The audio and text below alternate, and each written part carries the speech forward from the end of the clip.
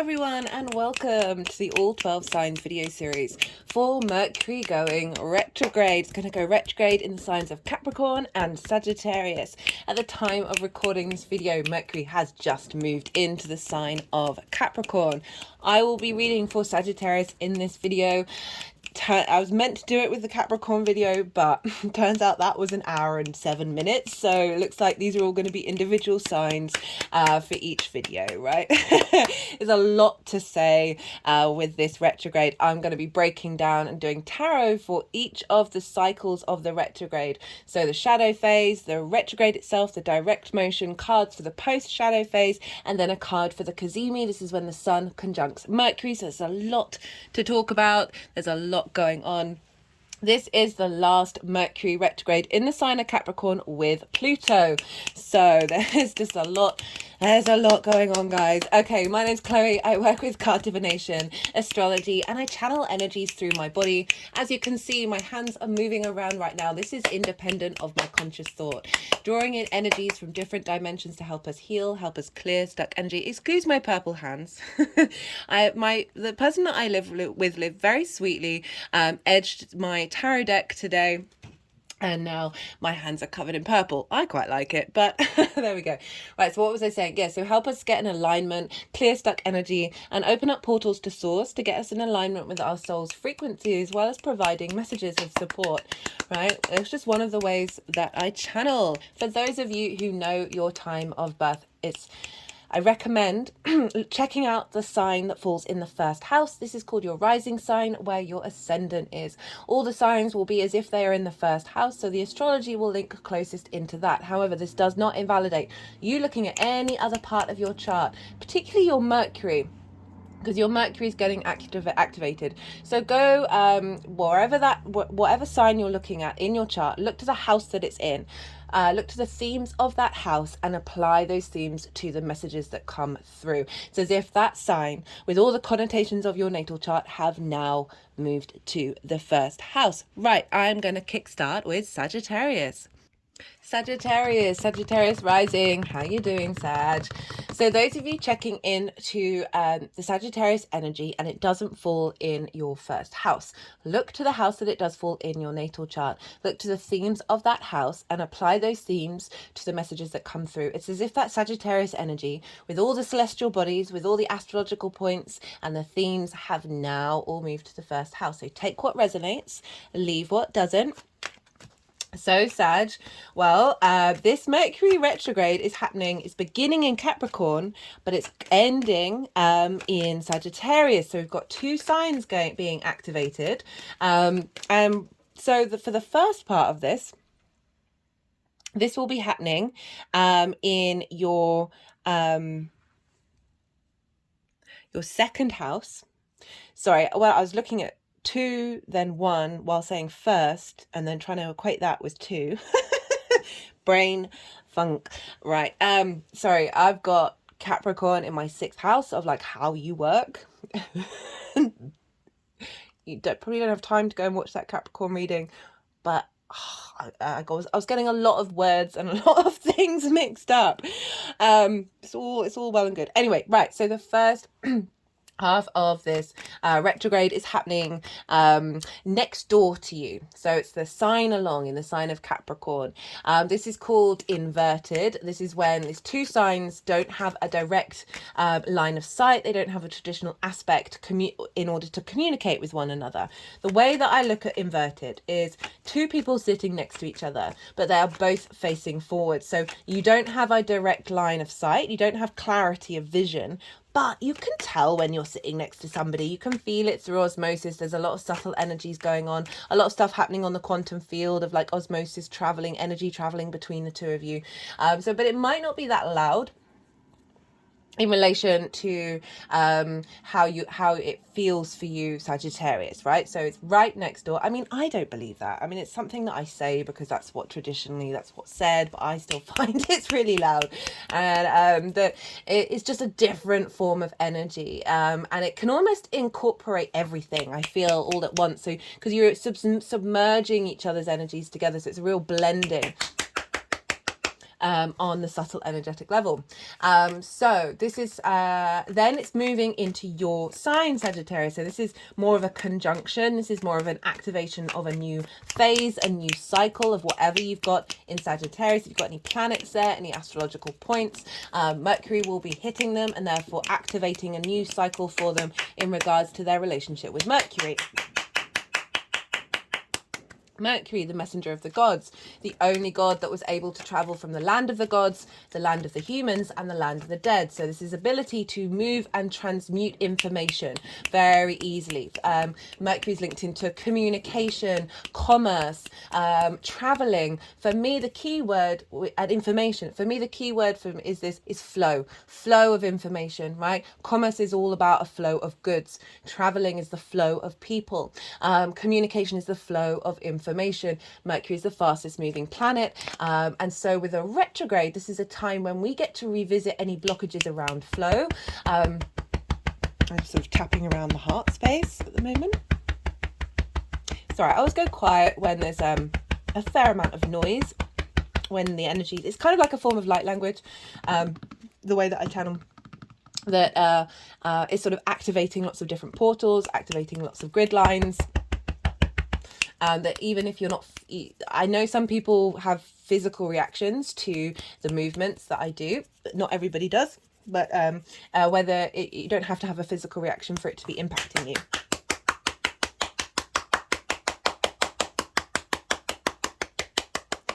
Whew, okay, right, so retrogrades. I'm pulling cards for four different piles. And these are the different phases. There's 3 phases of the retrograde cycle, and then I'll be pulling cards for after the retrograde cycle, as well as 1 card for the cazimi, which is when the Sun and Mercury conjoin midway through the retrograde. So the first pile is the shadow phase. This is when Mercury goes over the degrees it's going to retrograde over.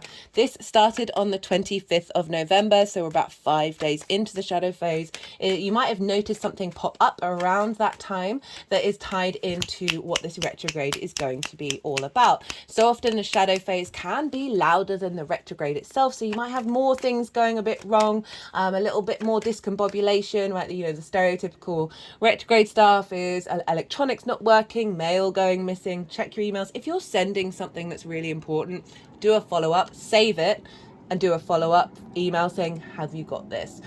Same with contracts. It's a great time for revising contracts, not necessarily signing them, but obviously go with your gut. You know, anything that I'm going to say, trust your intuition with these, because astrology can affect us in numerous different ways. Yes, there's generalizations and themes, but sometimes it may be good for you to do the thing that everyone else is saying, oh no, you shouldn't do that over a retrograde. I just find it a little reductive when we go into that space. But revisiting, revising, going over the details of a contract can be really great, as well as a project can be really great with a retrograde, because you're able to go into those details. It may be the case if you sign something quickly without reading it, never not read the contract, guys, that you then might get a little bit in more hot water when you come out the other side of the retrograde, because so you may have missed something that's actually like, oh, that was really crucial. I mean, retrogrades of all the planets have us just teach us to slow down, right, and pause and just like be a bit more mindful rather than the rushing, the go, the extrovert, the action orientated. Retrogrades are great. They're realigning us in order to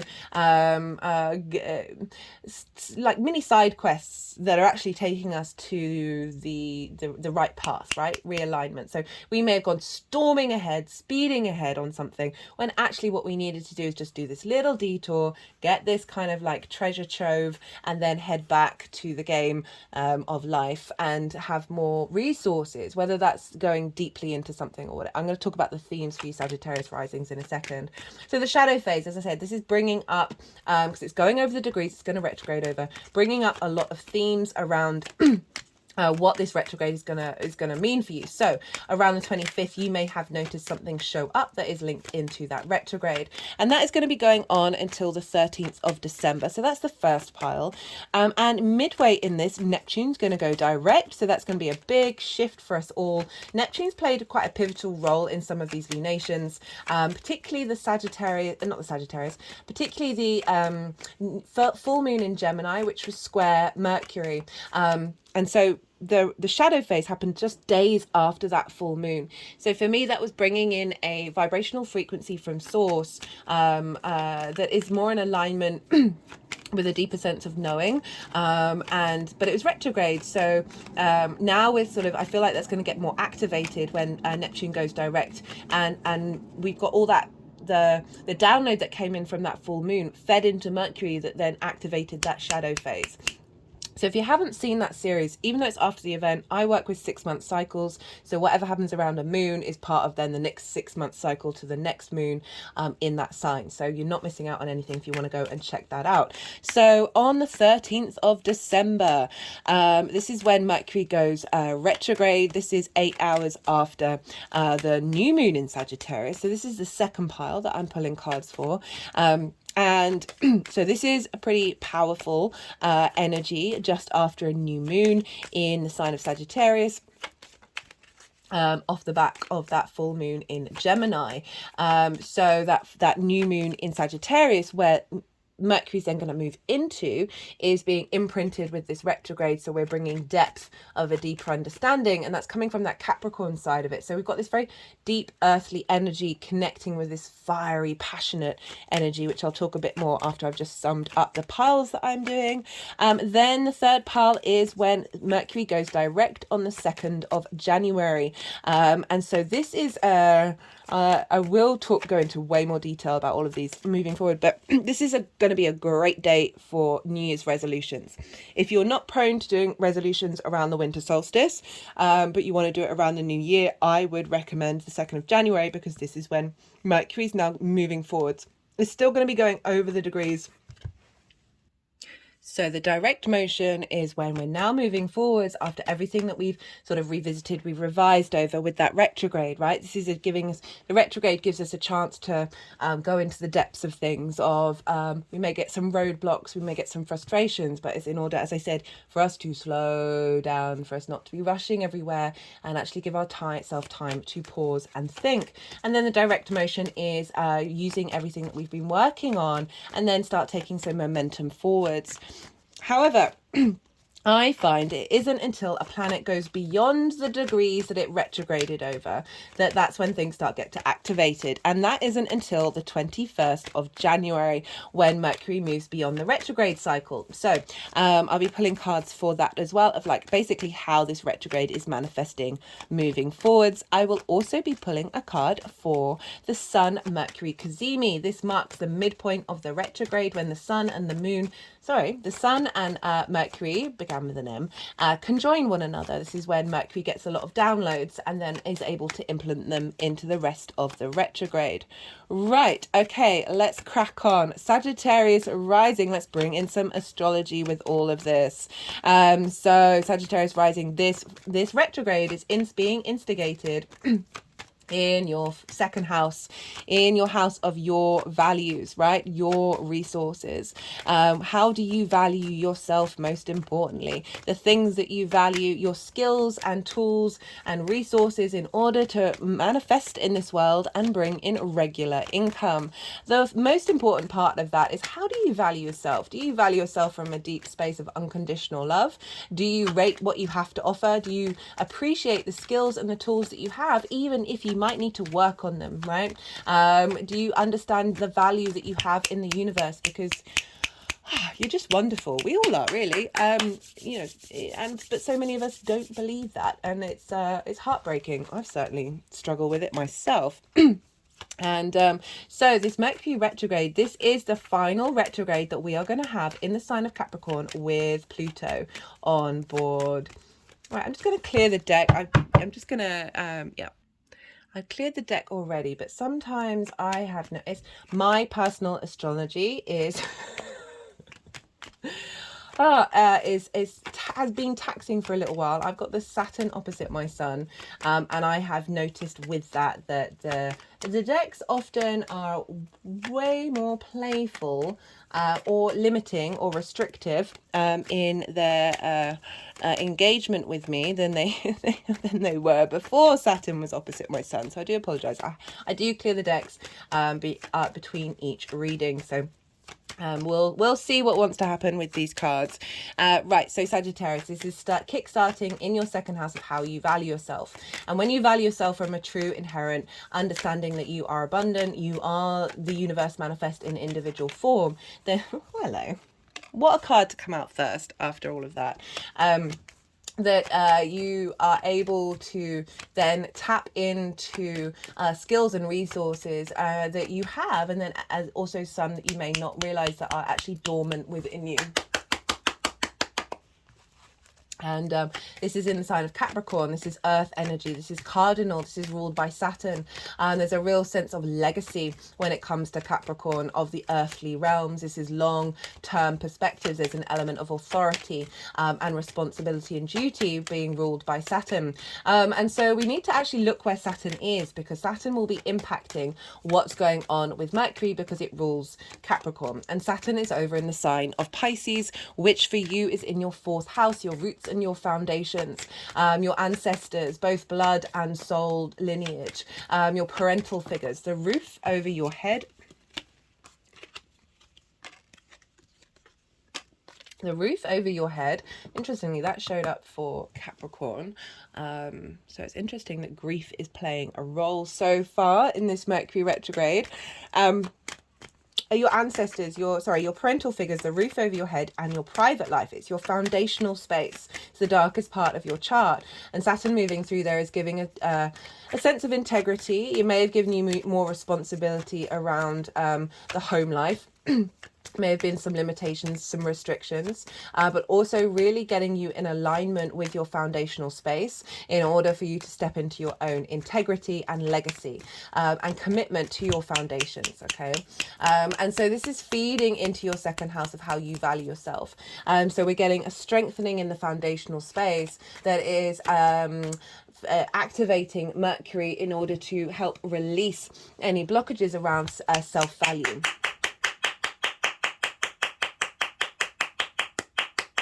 As well as the other message that's coming through is support from the ancestors coming in to provide wisdom and to skills and resources in how you manifest. So it could be a really good time during this retrograde to spend time at home doing ancestral work. However that looks to you, that can just be lighting a candle and sitting and thinking about all the people that came before you and holding space for that energy on a high vibrational frequency that serves your expansion of creativity and abundance and sense of value, right? Rather than tapping into perhaps some stuck energy. Or also doing some deep healing around any ancestral work against value, because so often we hold a lot of space from previous lifetimes, previous ancestors who may not have been able to see their own value and be able to transmute that energy during a retrograde, because it is revisiting the past, and that can be part of it. And I mentioned that in particular because we're being linked back into Saturn, who is in your fourth house in the sign of Pisces. And then so the shadow phase, so things may crop up around that. Oh no, let's go back. And then Mercury, so there's just a lot, there's a lot going on. So my brain is trying to do it in an order where it makes sense. So Mercury will then go back into Sagittarius, and this is your first house, Sagittarius rising. This is how you embody your sun or your moon in your actions and your deeds, depending on if you've got a day or a night chart, whether your moon or your sun rules you. And so this is your embodiment of self. This is your character, your vitality, your body. This is often how other people see you, because they see that embodiment, those actions that you take, rather than the internal space that may be very private to you. So we're moving from this sense of value, this commitment, this instigating of commitment and legacy of Capricorn, grounding that down, getting serious, getting responsible in terms of that, and then moving into this very so Saturn's a sort of more of a no planet, so it can be saying no to old ideologies, no to perhaps an avenue in which you make money in order to create a new avenue in a different space. Okay, they've never done that before. Never done that before. Interesting. I put my hands over my heart chakra. And then moving into the sign of Jupiter, right? Sagittarius, the abundance, the yes planet, right? There's a playfulness, there's an adventure to you. There's a momentum, there's a movability. You're fire and you're mutable, right? So when this expansiveness, this desire to spread the word, right? Or move around. There's a real generosity to you, Sagittarius, because you're ruled by Jupiter. And so we're moving from the no, the restrictions of Saturn, to the yes, and the expansion of Jupiter and Mercury moving through your first house is having instigated a realignment of value, a realignment of income, a realignment of skills and tools and manifestation. That's now then moving into the first house of you revisiting how you embody that. Again, clearing out any clutter, and then activating your ability to deepen that sense of value in the way that you move through the world. So pretty powerful stuff. And as I said, last retrograde with Mercury being in the sign of Capricorn, with Pluto. So big transformations happening here.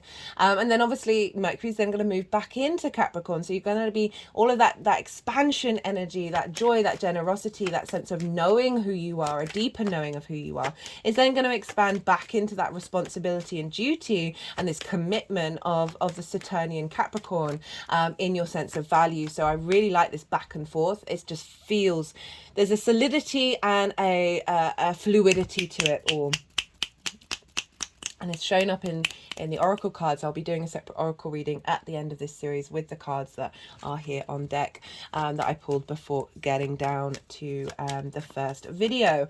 Right, let's talk a bit more in relation to what this how that shows up in the retrograde. I'm going to talk a bit more about the astrology on the days of each cycle, part of the cycle, because the way Mercury's talking to other planets is then going to impact the whole of that journey. So as I said, the shadow phase is from the 25th of November to the 13th of December, where 8 hours after the new moon in Sagittarius, Mercury's then going to go retrograde. And so we've got this new moon in Sagittarius, which is in your sign, a new moon in your sign, a new beginning of you, planting new seeds, bringing in a new vibrational frequency. I will be doing a separate video on that after this series. So do go check that out, especially if you're Sag rising or sun or moon or any prominent places in Sag, because that's going to be a big new moon because of this because of this activation of this retrograde with Mercury. Mercury will be making a trine with Jupiter, and Jupiter for you is in your 6th house. Oh, I forgot to mention that. Rewind. Do forgive me. So the second half of the retrograde, when Mercury's in Sagittarius, is going to be governed by Jupiter, and Jupiter is over in your 6th house of work, health and routines. This is and Jupiter's still retrograde. So you've been, there may have been sort of deep going inwards and inner wisdom around how you want to embody your work. What kind of routines and health do you want to link into from the sense of inner expansion, this inner knowing, right? Jupiter can also bring up questions of faith, right? It's linked around faith, so it can test your faith in the way that you work, in your health, in your routines. And so...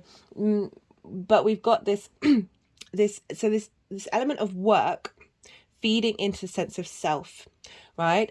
So, and also we've got that first house, the beginning of the retrograde, which is being linked into the 4th house, but it's still part of the same cycle of that second house of your resources. And then the second part of the cycle, it is a bit confusing.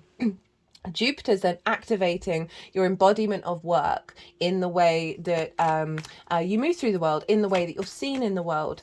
So there may be speaking of, what perfect card to show up as I was talking about this. This figure has something to offer, but is a bit unsteady.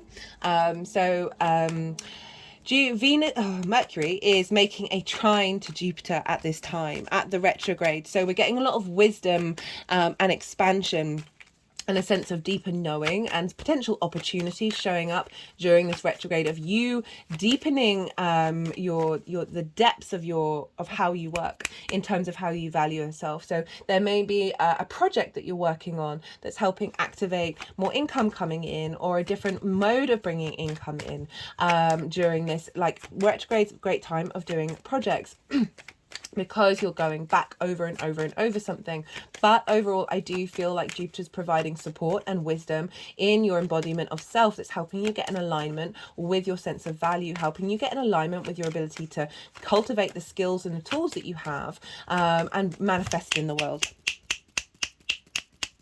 Not only that, but Mercury is also making a sextile to Venus, which is in your 12th house, your hidden house, your house of mysteries, right? This is often where anxiety and grief and depression can live, as well as limiting beliefs and trauma responses, because it's linked into the unconscious mind, that which is hidden from us, the constructs of who we are. Venus moving through the 12th can be a heavy transit, but it's transformative. She's trying to bring ease and peace in your unconscious mind, trying to bring about a sense of magic, because it's also underneath. It's the 12th house. Is a very magical house.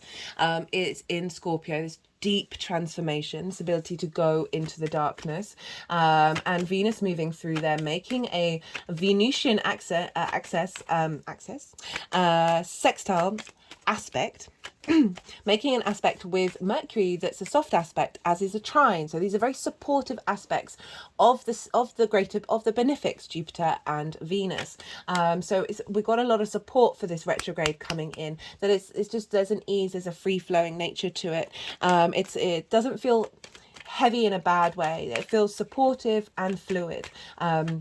This energy. And so Venus is helping find some deeper understanding in your unconscious mind, because underneath all those trauma responses is your soul's magic, and pouring that into Mercury at the beginning of the retrograde, of revisiting your sense of value. So trauma responses and limiting beliefs around value, around who you are, and therefore unlocking perhaps things that maybe have been blocking your ability to manifest and bring income into your life, right?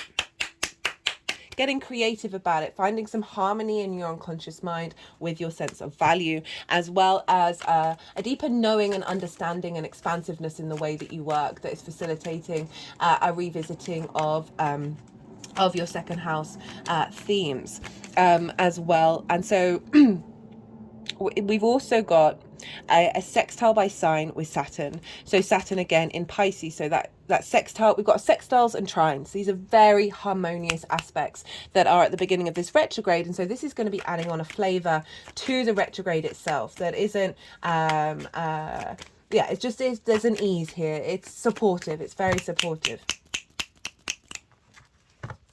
And then the direct motion, this is on the 2nd of January. So I talked about how this might be a great time to do New Year's resolutions if you're not doing it over the winter solstice.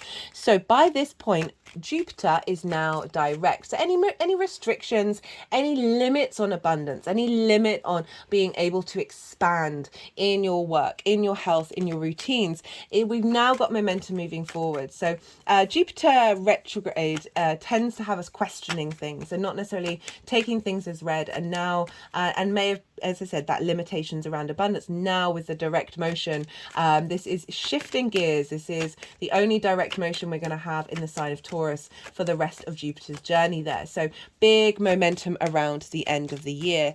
And this is, so Jupiter is direct on the 2nd of January. So that's activating your sense of self. So Mercury is going to be in your 1st house, your sense of self, which is influenced by Jupiter, which is now direct, with a real clarity and understanding of how you work and how you want to work, right? How are you going to take care of your health and your routines? Great New Year's resolution time. Not only that, Mercury is conjunct Mars.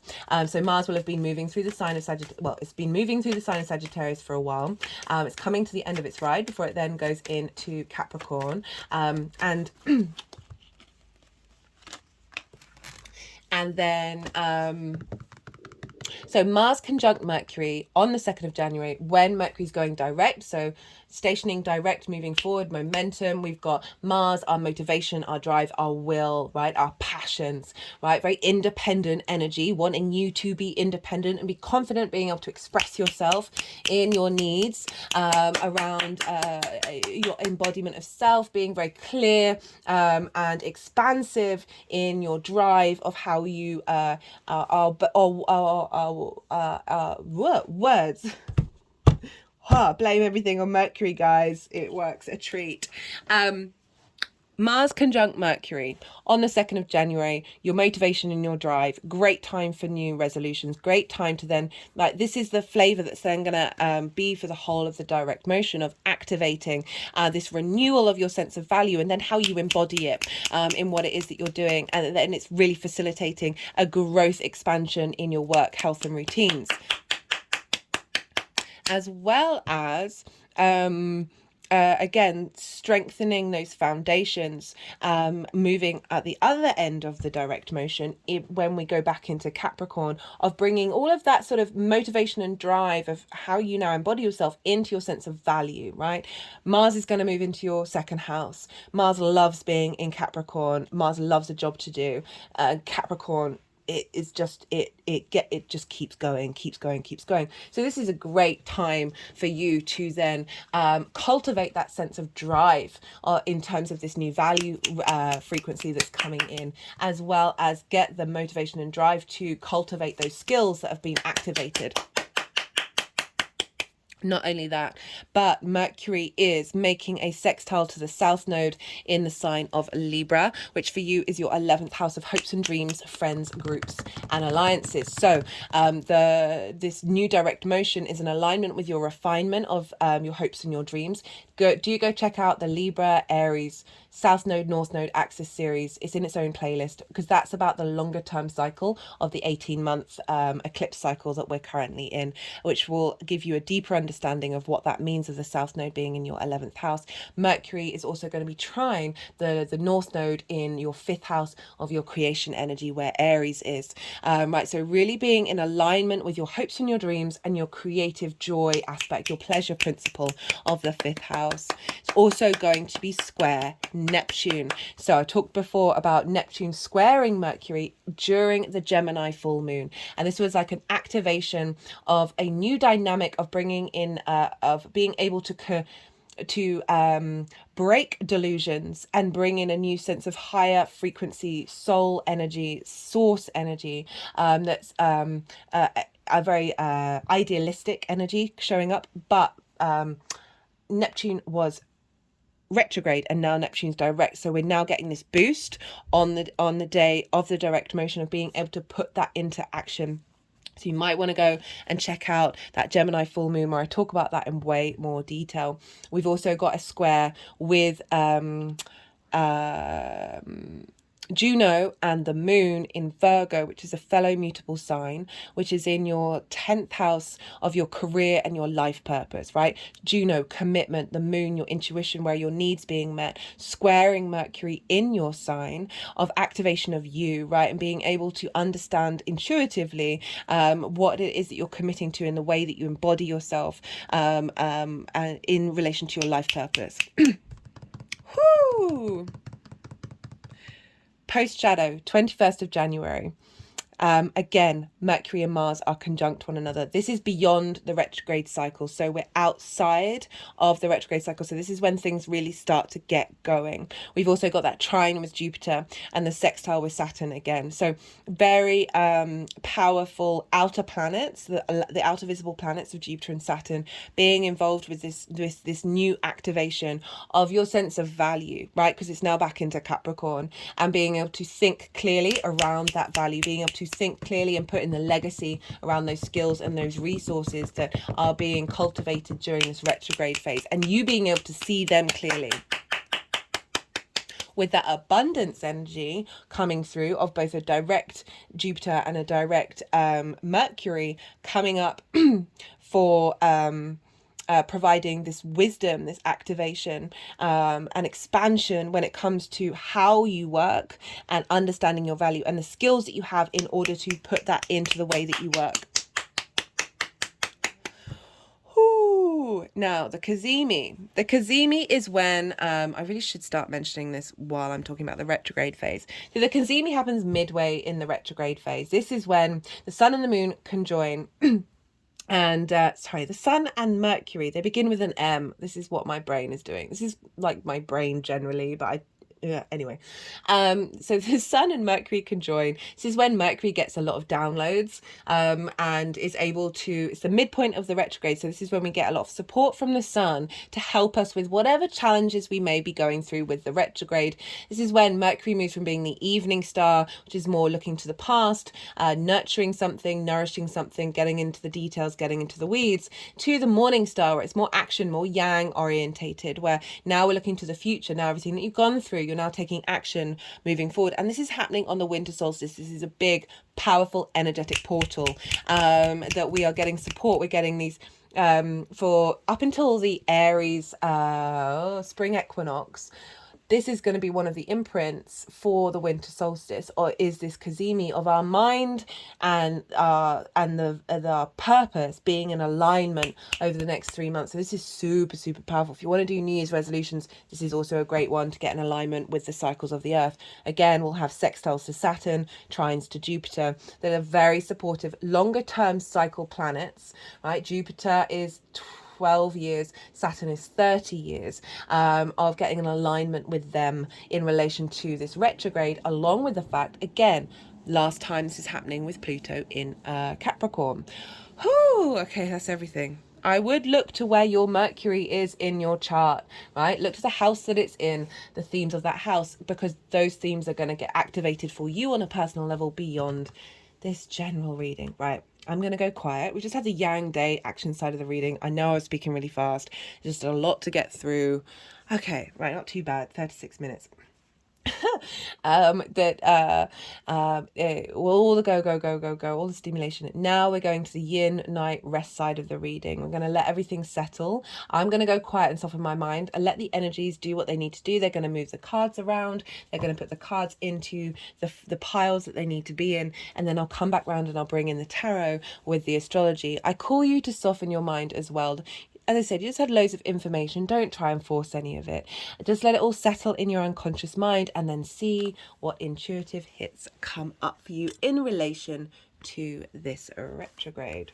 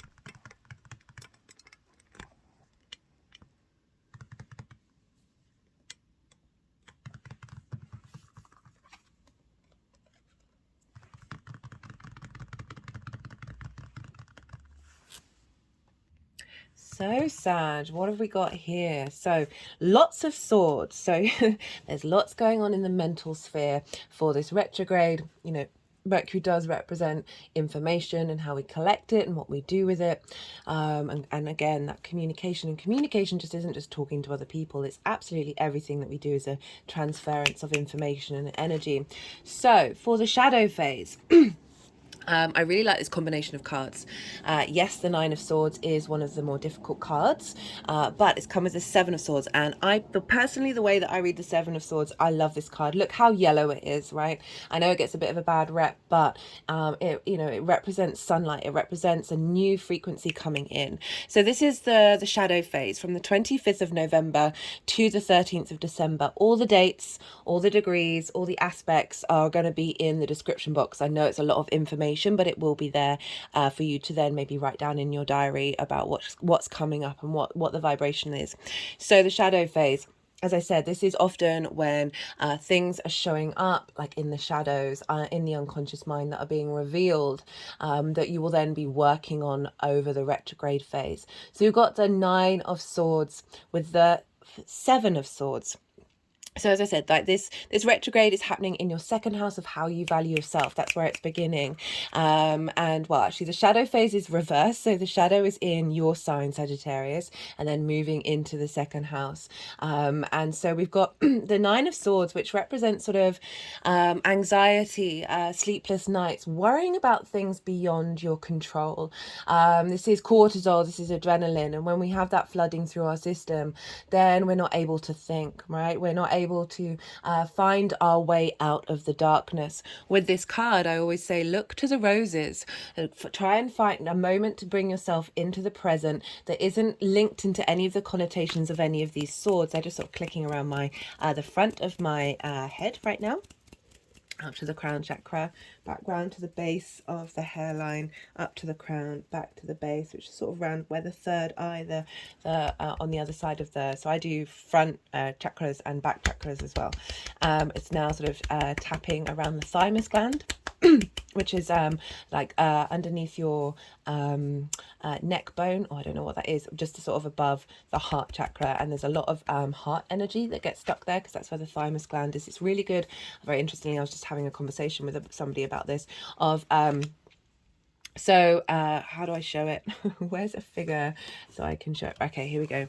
So here is the thymus. So it's just under the, that's it, collarbone, and sort of here. So if you put your hands and your fingers and then you hold down and then you pull either side, it releases a lot of tension and a lot of energy, as well as doing tapping. Whether you do, don't know if tapping is a wonderful way of releasing that cortisol, releasing that adrenaline.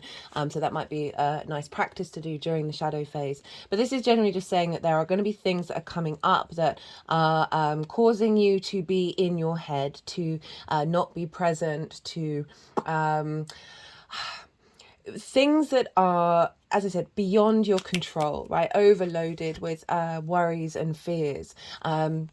That I feel like have been limiting how you see yourself, limiting how you value yourself, how you're able to then tap into the skills and the tools that you have in order to manifest in the world, because this energy is very blocking.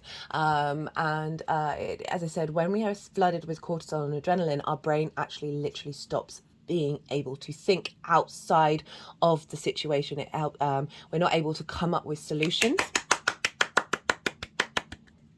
But we've got the Seven of Swords, and the Seven of Swords, if you look here, this figure is carrying away the Five of Swords. So this figure has gone into the other side's encampment and is stealing away the resources in order for peace to be.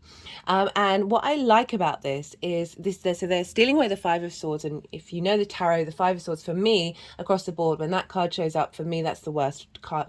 Not the worst, but if we're going to say worst, the worst card of the tarot.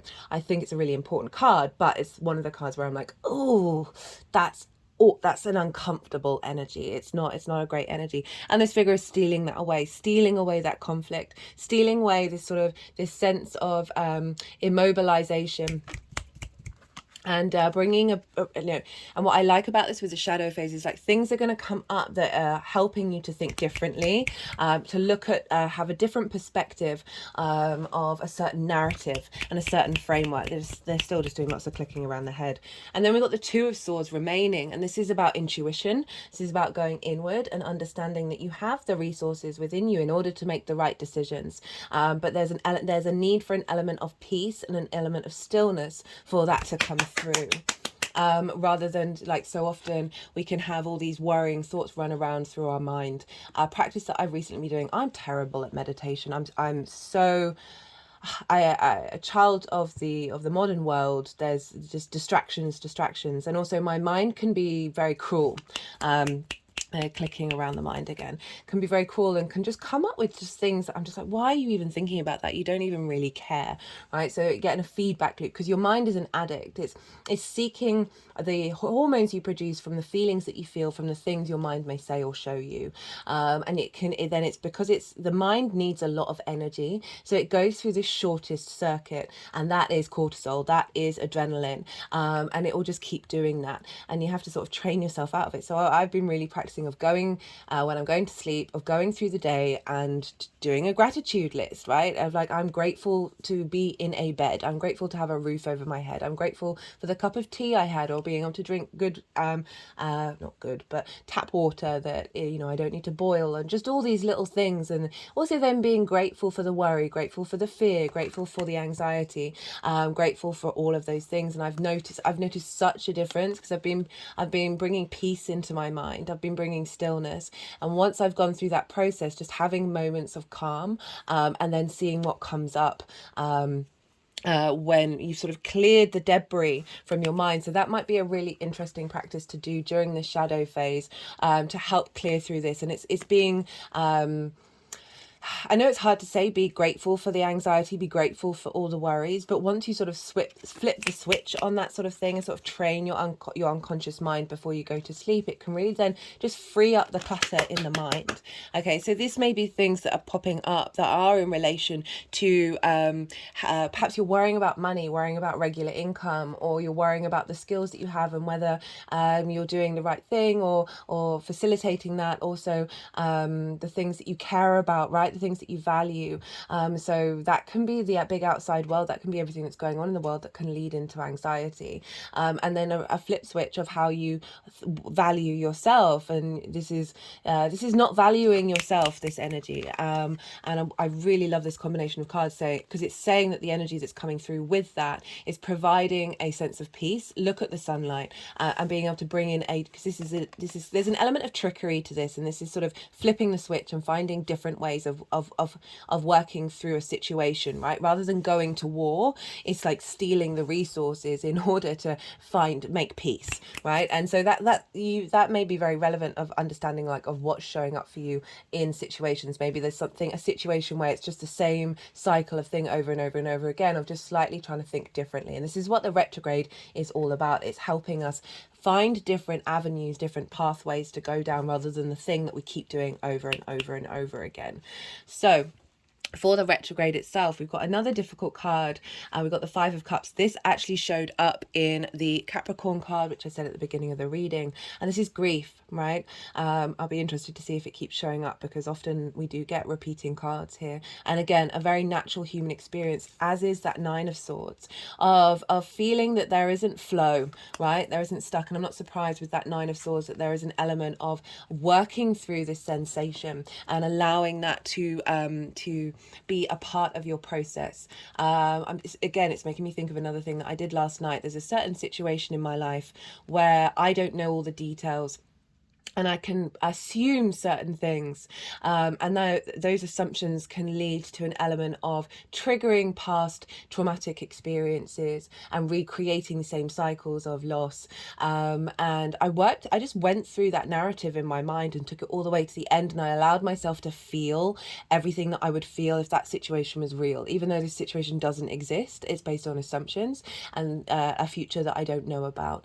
And then once I did, it sort of cleared away away, and then it created a new situation coming out of it. It got me to be able to get to the root of actually what is it that what's at the fundamentals of self beyond those trauma responses, beyond those limiting beliefs. And it really opened up. And then today, just compared to yesterday, I was in a very bad place yesterday, but today had a lightness. It really felt like there was a big release that happened. And so if we link this back into the second and the first, as well as the fourth, your roots and your foundations and how you work, you may have just felt like you haven't had enough flow, you haven't had enough opportunities, and feeling like around like-minded people that appreciate you and that value you. You know, having Saturn in the fourth can bring about a lot of burden, where you feel like a heaviness in your life, where you, as I said, not potentially understanding your own value or being valued by others and being seen by others in the way that you would like to be seen. And it's come crossed with the Seven of Wands, and the Seven of Wands is someone who has something of value. They are on the cliff, they are on the mountaintop, they have like the higher ground, right? But they look really unsteady, they're really uncertain about that. They're wearing different shoes, there's an element of competition here. So perhaps in terms of work, you may feel like you're compared to everybody else, you don't have anything to offer, and that's an extreme. But whatever vibrational level that you match with that, we all feel insecure about what our value system is, and how what we have to offer, and the skills and the resources that we have. And this card showing up is saying you do. Remember that you do. I always say with this, do you need to focus? Do you need to compare yourself to the outside world? Perhaps there are people in your working environment that you feel are being promoted above you or doing better than you, and you haven't quite figured out what's going on, and it's causing some grief, it's causing some frustration. Whatever this is calling you to, you're going on a journey with this retrograde. And you know, remember the Ten of Cups is at the end of this, so I know there's some heavier cards here and some heavier messages that are coming through, but it's been a difficult time, I think, for everybody. That eclipse cycle was pretty intense, but I feel like we're coming out the other side of that. And remember, this retrograde with Mercury in the sign of Capricorn is the last it'll be with Pluto. Pluto's going to be leaving Capricorn and going into Aquarius. It will go back into Capricorn, but it's not linked into the Mercury cycle. So we are closing out this intensity, this transformational energy in terms of your value and how you value yourself with that Pluto transit. And this Mercury transit is adding on to that, because remember, it's going from Capricorn. It's giving a strength and stability here, a clarity, a long-term commitment to your legacy. That's kind of like trying to shake off a lot of this energy that it seems superfluous, right? It seems like we're getting stuck in a loop here and going round and round in a circle. That actually is then going to move into Sagittarius. It's going to bring about a sense of enlivenment, a sense of yes, an expansion of self that is moving beyond these difficult energies. Because right, so this is sort of crossing it, saying this grief is blocking your ability to be able to truly see the value in yourself, and the things that are going to come up over this retrograde, where you're going to be revisiting this. You're going to be really getting into the depths of this, because we've got the Six of Swords crowning it. I love the Six of Swords. Six is a very protected energy. You are being guided from a certain landscape into a new one. We see the waves here. This represents sort of choppy waters, where you've been in perhaps a very difficult stage, and this is, you're being guided. This is the beginning of the journey into the new landscape to calmer waters. These Six Swords are the things that truly matter. It's not nine, it's not nine swords anymore. It's we've gone down to six, so that's leaving the three, right? The heartbreak, the grief of the Three of Swords, and you're left with the Six of Swords. And these are the things that are truly going to take care of you, to nourish you in this new landscape, right? Imagine if you're told you can only take six things from your house. That's that mentality of what six ideas of clarity of thought, of how you value yourself, of the skills that you have, and how you then embody it moving forwards into that calmer waters. So there is a transition. There's a lightness of new dynamics coming in with the shadow, and then really then revisiting and going over this and shifting and moving away and being protected as you travel through into this new landscape where there is more peace. And then for the direct motion I like this combination of cards. I'm not getting a heaviness with the devil card at all. So the devil card can often only be read in terms of like addiction and holding on, and restrictions and being like bound by something that has a great deal of control over you. But it's also Capricorn. It's the Capricorn card. Capricorn's hard working. Capricorn is long-term legacy. Saturn. It's like this. The horns were linked into Pan, into the virility of the growth of Earth. Right. This represents power, the strength that's coming through for you. And this is the direct motion from the 2nd of January. And it's coming with the Queen of Swords. So we've got there's lots of swords, and then finally we've got the Queen, and so which is the final sword. And she's been through some trouble, right? And this is really showing up in the spread in the cards. And with the sword court cards, they all have birds. The Queen is the only one to have one bird, and it's above her crown chakra. And so she's been through some trouble. She's nourishing this new perspective, but it's an acknowledgement of the journey that you've been on. It's not trying to shame it. It's not trying to reject it. It's acknowledging that this is just part of the cycle. And come out the other side. Her head is above the clouds. She is, this is a deep nourishing of this new landscape of finding your inner truth. And now we're down to one sword.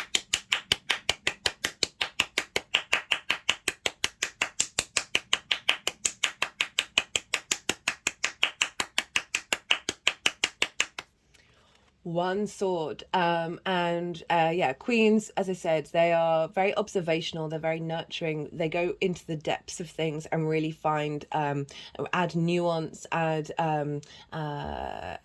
without the queens, the kings can't take direct action, because the queens are the ones who like give all the context, and really it's feminine, masculine, we have it within us all, it's not gender specific. But what I'm getting is such power come through from this, of like having this can also be about having control over these difficult emotions, and liberating yourself of them, and then transforming that energy into the powerhouse that is Capricorn, of knowing your value.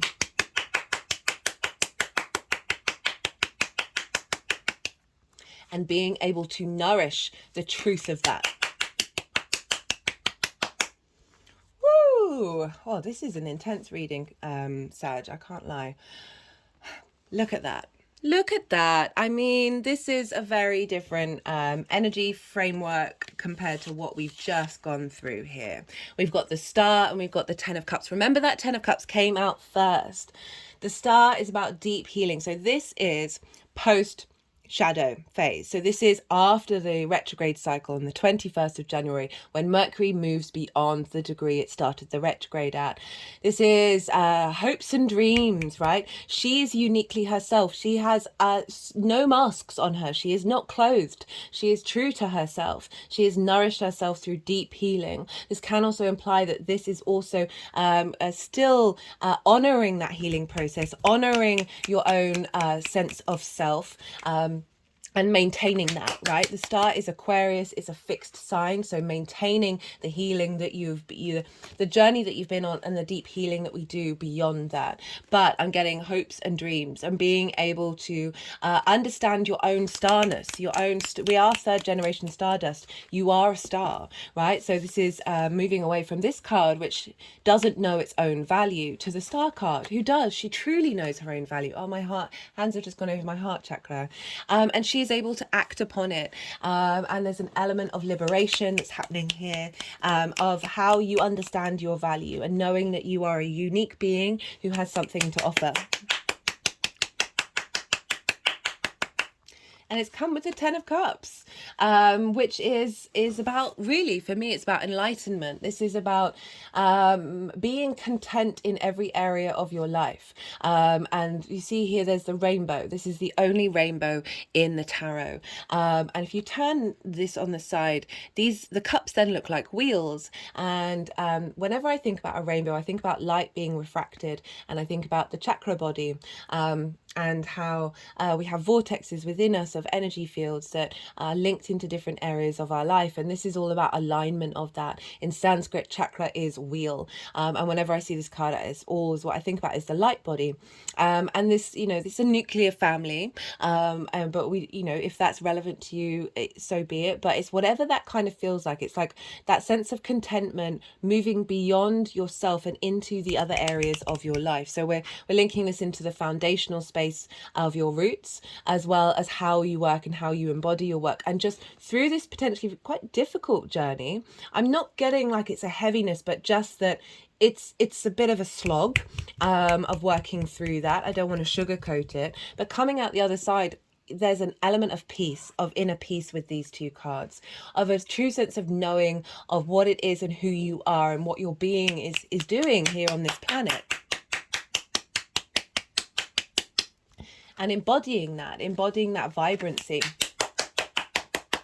I mean, it's such a shift, that Nine of Swords, the Five of Cups, and then moving to the Star and the Ten of Cups. It's really quite a beautiful transformation. And yeah, I just, what else could I say about that? Just, again, like if we're Jupiter in the sixth of how you work, embodying how you work, deeply nourishing that, and really coming out the other side and finding a unique way of expressing that. We're looking at Saturn in the fourth. As I said, that can be really quite difficult transit because it's squaring your ascendant, and Saturn does bring about restrictions and limitations. But whatever's going on with that is freeing you up, is actually giving you a deep rooted sense of inner peace in your foundational space. You see here is the happy home, right? However that looks like for you, of just being more in alignment with that Six of Swords. This is about alignment, and having the clarity and the confidence and the power behind you to be able to basically know your own power and know your own truth, and that's liberating. Okay, we've got for the Kazemi, we've got the Judgment card. This is such a great card. So this is happening halfway between the retrograde. So as I said, when Mercury moves from being the evening star to the morning star, there's an element of resurrection that happens here of your innate wisdom, right? You see all these figures here, they're all grey. And this angel is the vibrational frequency is coming down, is raising up, is ascending. There's a sense of something just clicking and you being able to see things very differently. And it's like these these nine swords, like all this wisdom is being is being levied on them. So those swords then stop being a burden and start being a blessing, and start helping raise you up rather than pull you down into the darkness. And really I keep wanting to say the word liberation, that where you're then able to have good judgment for yourself. And good judgment for yourself in the first house is knowing what you have to offer, knowing who you are, and being very confident within that, and it coming from a space of deep wisdom. Okay, right, so let's get some clarifiers. Let's see what wants to come through. We've got portal, passageways, right? Yeah, so that's really confirming this switcheroo that's happening with that Judgment card of I love this card, it's one of my favorite in the deck, of going, and it's a 6 of you are being you there's obviously some difficult aspects that are coming up, but they're coming up in order to get cleared out and then be able to walk through that portal. That is on the winter solstice. That is a sort of a big shift and change of dynamic for you when the sun then moves into your second house of how you value yourself. Of really then moving through that portal energetically and coming out the other side with a greater deal of confidence. Right, I'm going to do one more from this deck. This is the First Light Tarot. All the decks are in the description box if any of them take your fancy. I've got vibration, positive action. So yeah, big shift. Okay, my whole body's shaking right now. Love that. Love. Final card. This is the numerology deck. Let's see what final clarifier wants to come through for my lovely Sagittarius.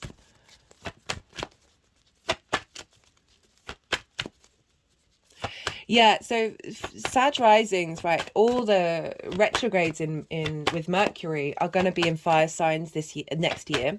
So we're going to have one in Aries, and then we're going to have one a little bit in Virgo, and then mostly in Leo. So unlike this year, which was all earthbound, now we're firebound. So I can really understand why change. I can really understand why there is this, because it's also linked into Pluto, of setting you up for the other retrogrades that are going to be happening, that are going to be shifting your creative energy, your creative power, and then how you see yourself in the world. So this is kind of setting it up of getting your sense of how you value yourself in alignment. So then those other retrogrades are really going to just add and add and add and build and build and build upon that. Right, I'm going to do another one just because, you know, why not? Why not, Sag? Final card.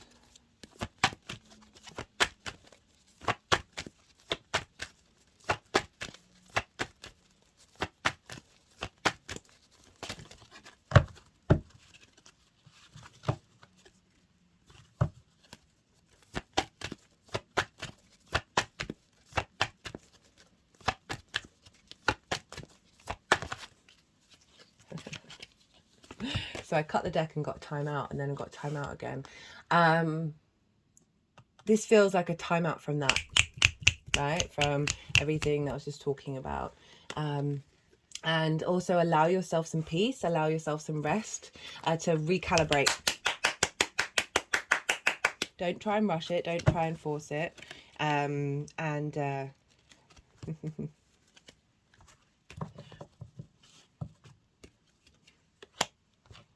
They keep wanting more cards for you. Okay, so we've got healing and new beginnings, and then pride at the end of the deck, right? So real breakthrough. Be kind to yourself. Another card that I cut the deck, and it was compassion. Be kind to what's going on here. Be kind to yourself with all of it. Allow it to come through you. I've been going through some really intense emotions, and I'm kind of like, what is going on?